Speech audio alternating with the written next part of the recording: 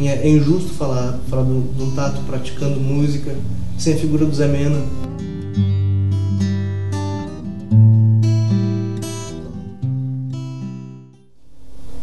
Bueno, coisa de quem nasceu primeiro. Primeiro nasci eu aqui em Pelotas, na semana que vem, mas em 74, né? Dia 13 de agosto de 74, às 2h30 da matina na Santa Casa, dei entrada no mundo aqui pela mãe. E com poucos dias, por conta do meu pai ter passado no concurso do Banco do Brasil, eu me mudei para Palmeiras das Missões. De Palmeiras das Missões, meu pai conseguiu uma transferência para Rio Grande, para mais perto da família, coisa e tal. Então, precisamente em Rio Grande, foi a minha primeira experiência com teatro e com a música também. Eu comecei a fazer aula de violão em Rio Grande com 5 anos de idade, e na escola que eu estudava, houve a montagem de um espetáculo que chamava Cabra Cabrês, e eu fui um mosquito. Eu fiquei muito encantado com aquilo, com um personagem que não tinha fala, mas que acabou salvando a natureza. Tinha um monstro que estava espantando todos os bichos da natureza, e ficava meio ermitão numa gruta. E elefante, leão, tudo que é bicho tinha tentado espantar esse tal de cabra-cabrês e não tinha tido sucesso. E aí o mosquito foi lá, entrou no ouvido dele, ele ficou louco e saiu correndo e acabou salvando. E me encantou muito essa coisa do mosquito. Quando a primeira leitura do texto, eu parece que fiquei meio maluco, assim, dizia para a professora que eu queria ser um mosquito, aí no grito eu acabei ganhando o personagem. Como quem faz arte nesse país, né? Se não ganhar no grito.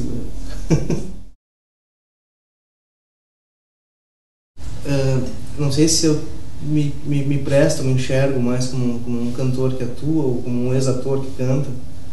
Na verdade é que o tempo que o teatro entrou na minha vida aqui em Pelotas, o teatro entrou na minha vida no mundo, o teatro me atravessou barbaramente, e essa é a relação, se não outra, que eu tenho com o objeto artístico.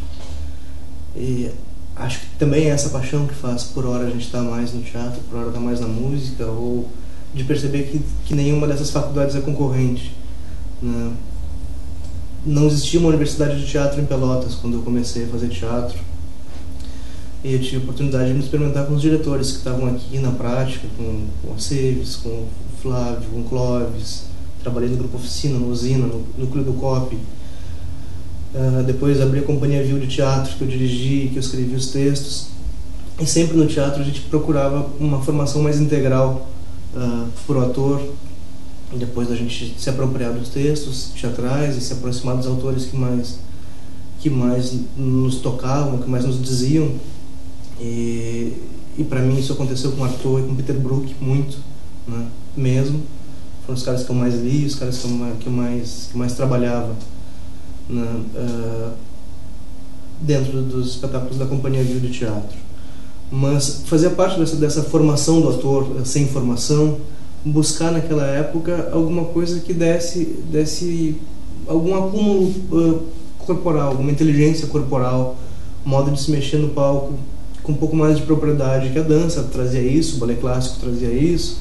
E eu e vários atores naquela época buscaram a Companhia da Dança, a de Cleia e alguns outros. Eu me lembro de fazer balé clássico com a Suzana Pacheco, depois com a Anaí, dancei com elas um tempo, e em outras experiências. E com canto também isso acontecia, né? Eu tive experiência com o Cláudio Sorondo, ainda no Grupo Oficina. Alice Rugueiro foi uma pessoa importantíssima, assim, pessoas muito potentes vocalmente, que passaram pela minha vida teatral, assim, né? Que a gente teve esses ricos encontros. Mas a música e o teatro, eu não sei propriamente quem entra e quem invade o espaço de quem, né? Eles dentro de mim nunca concorreram. Para mim é injusto falar de um Tato praticando música sem a figura do Zé Mena, né? Que tem sido meu mestre desde os meus 14 anos, ele com 12 anos.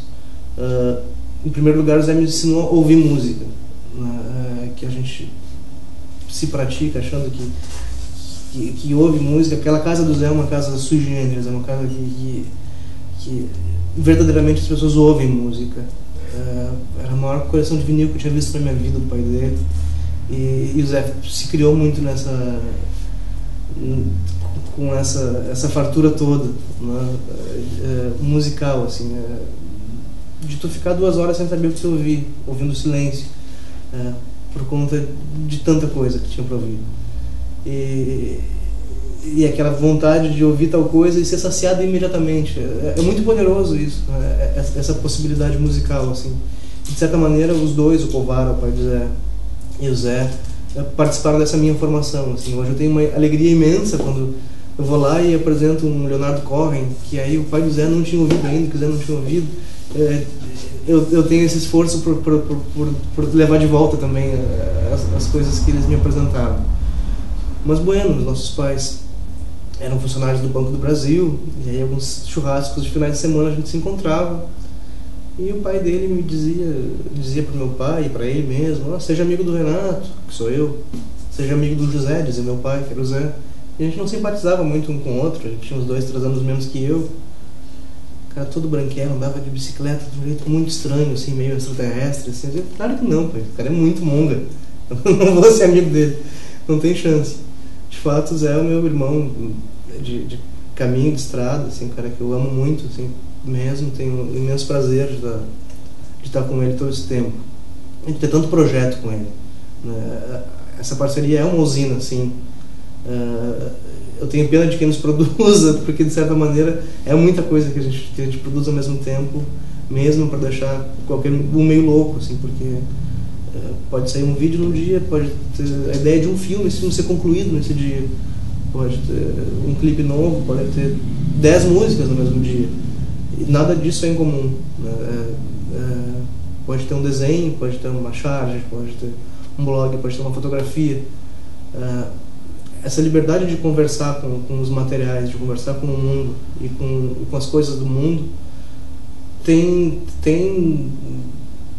nos feito um carinho imenso e tem nos chamado a atenção e chamado a debruçar a atenção para essas produções, né?